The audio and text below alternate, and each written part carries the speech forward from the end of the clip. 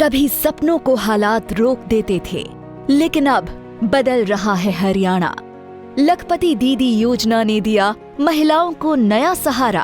अब लाखों बहनों की सालाना आय 1 लाख से ऊपर पहुंच रही है। इस योजना से मैंने एक छोटा सा बुटीक खोला है, जिससे मुझे लाभ हुआ है। मैं नायब सिंह सैनी सरकार का धन्यवाद देना चाहती हूँ। ड्रोन दीदी योजना ने गांव की बेटियों को दी तकनीक की उड़ान। अब महिलाएं ड्रोन उड़ाकर खेती में नई क्रांति ला रही हैं। लाड़ो लक्ष्मी योजना ने बेटियों का भविष्य बनाया सुरक्षित। हर महीने बेटियों के खाते में 2100 रुपए की राशि सीधे पहुंच रही है।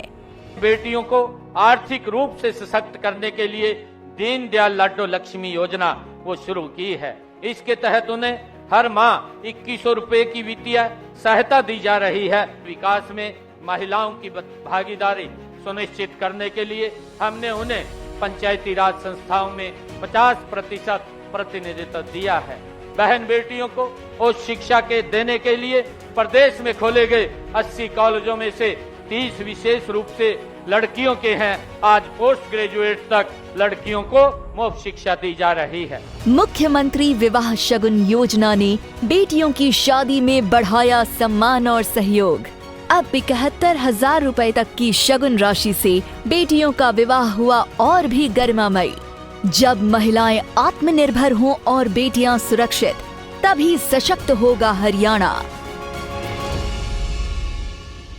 पहुंचिए वो सब उन हजारों हजार लाखों लाख जो हमारी राज्य की मातृशक्ति है, उन सबकी आप प्रतिनिधि के रूप में आई हैं। और एक एक मातृशक्ति को मैं मान सकता हूं कि वो कम से कम 10-10 हजार लोगों की प्रतिनिधि के रूप में यहाँ पहुंची है।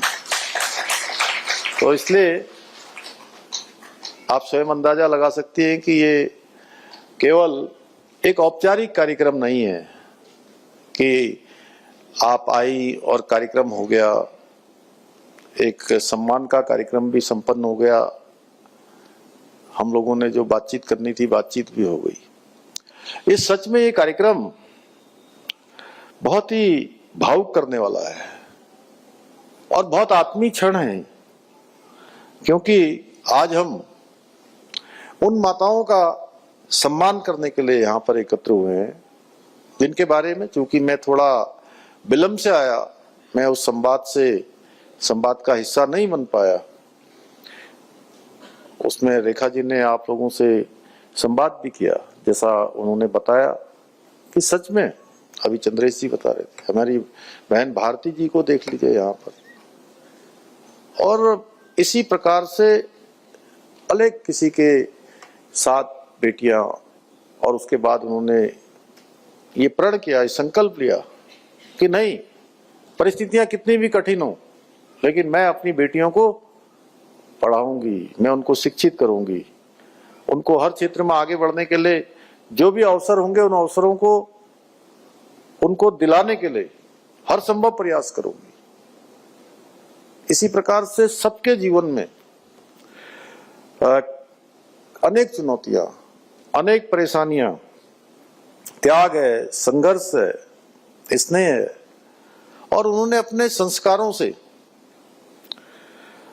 हमारे समाज को, अपने परिवार के साथ साथ अन्य परिवारों को, अपने संबल के साथ साथ अन्य परिवारों को और महिलाओं को संबल देने का काम किया है, उनकी हिम्मत बढ़ाने का काम किया है, और समाज की और देश की जो नींव होती है वो हमारी मातृशक्ति होती है। उस मातृशक्ति को मैं ये कहना चाहता हूं कि आप सब ऐसी मातृशक्ति हैं जिन्होंने उस नींव को, उस फाउंडेशन को, उस बुनियाद को मजबूत करने का काम किया है। इसलिए ये कार्यक्रम हमारे लिए बहुत विशेष कार्यक्रम है। आप सभी के अंदर वो अद्भुत शक्ति है, अद्भुत प्रेरणा है, जिनके त्याग से, जिनके प्रेम से, स्नेह से और उनके आशीर्वाद से पीढ़ियां आगे बढ़ती हैं और समाज निरंतर प्रगति करता है।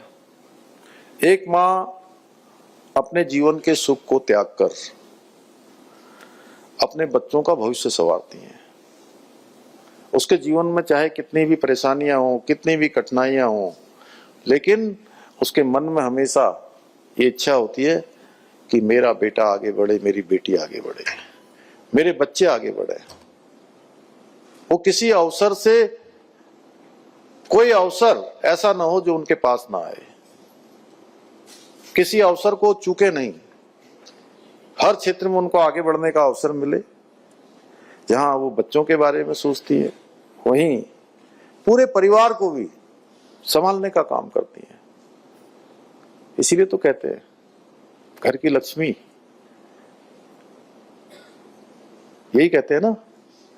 अरे तो कितनी आवाज भी नहीं आ रही है आप लोगों की।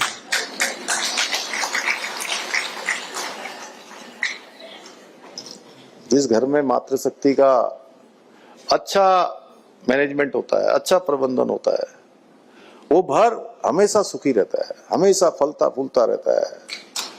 हर चुनौती, हर परेशानी उनके लिए एक अवसर बन जाती है और वो घर हमेशा तरक्की करता है। और अपने जो संस्कार हैं, उनके संस्कारों से वो समाज भी मजबूत होता है, समृद्ध बनता है। और आज जिनका सम्मान यहाँ पर होना है, जिन माताओं का हम सम्मान कर रहे हैं, वे केवल हमारे परिवार की मुखिया नहीं है, बल्कि वो हमारी संस्कृति की, हमारी जीवन पद्धति की, हमारी परंपरा की और जीवन मूल्यों की रक्षक भी हैं, जिनके कारण से ये परंपरा आगे बढ़ रही है।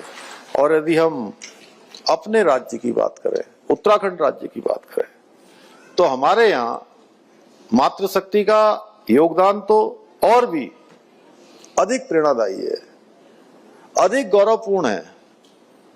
क्योंकि मैं अनेक अवसरों पर अपनी मातृशक्ति को, मैं उनका स्मरण करता हूं, क्योंकि मैंने स्वयं देखा है कि उत्तराखंड के सुदूरवर्ती क्षेत्रों में कितनी परेशानियां हमारी मातृशक्ति के सामने होती है।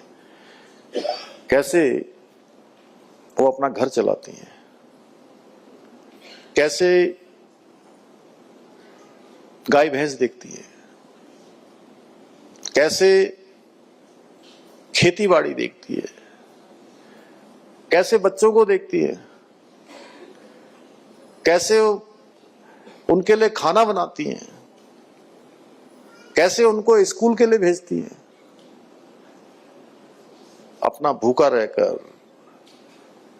अपने पहनने वाले कपड़े उसमें कटौती करके, तमाम जो जीवन की आवश्यकताएं होती हैं उनको कटौती करने के बाद भी अपने बच्चों के लिए वो हर सुविधा देना चाहती हैं, जो सुविधा से वो आगे बढ़ पाए। और कठिन से कठिन परिस्थिति में भी वो अपना काम करती हैं, परिवार को मजबूती से संभालने का काम करती हैं। और उन्होंने सदैव अपने त्याग से, अपने परिश्रम से, अदम्य साहस से ये सिद्ध किया है कि वे परिवार ही नहीं बल्कि समाज की प्रेरणा